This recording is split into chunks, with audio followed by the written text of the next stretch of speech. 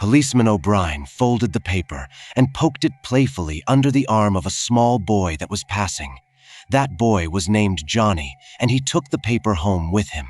His sister was named Gladys, and she had written to the beauty editor of the paper asking for the practicable touchstone of beauty. That was weeks ago, and she had ceased to look for an answer. Gladys was a pale girl with dull eyes and a discontented expression. She was dressing to go up to the avenue to get some braid. Beneath her skirt, she pinned 2 leaves of the paper Johnny had brought. When she walked, the rustling sound was an exact imitation of the real thing. On the street, she met the brown girl from the flat below and stopped to talk. The brown girl turned green. Only silk at $5 a yard could make the sound that she heard when Gladys moved. The brown girl, consumed by jealousy, said something spiteful and went her way with pinched lips. Gladys proceeded toward the avenue. Her eyes now sparkled like Jagerfontaines. A rosy bloom visited her cheeks. A triumphant, subtle, vivifying smile transfigured her face. She was beautiful. Could the beauty editor have seen her then?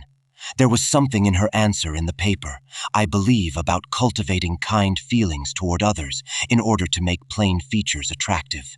The labor leader against whom the paper's solemn and weighty editorial injunction was laid was the father of Gladys and Johnny. He picked up the remains of the journal from which Gladys had ravished a cosmetic of silken sounds. The editorial did not come under his eye, but instead it was greeted by one of those ingenious and specious puzzle problems that enthrall alike the simpleton and the sage. The labor leader tore off half of the page, provided himself with table, pencil, and paper, and glued himself to his puzzle. 3 hours later, after waiting vainly for him at the appointed place, other more conservative leaders declared and ruled in favor of arbitration, and the strike with its attendant dangers was averted. Subsequent editions of the paper referred, in colored inks, to the clarion tone of its successful denunciation of the labor leaders' intended designs.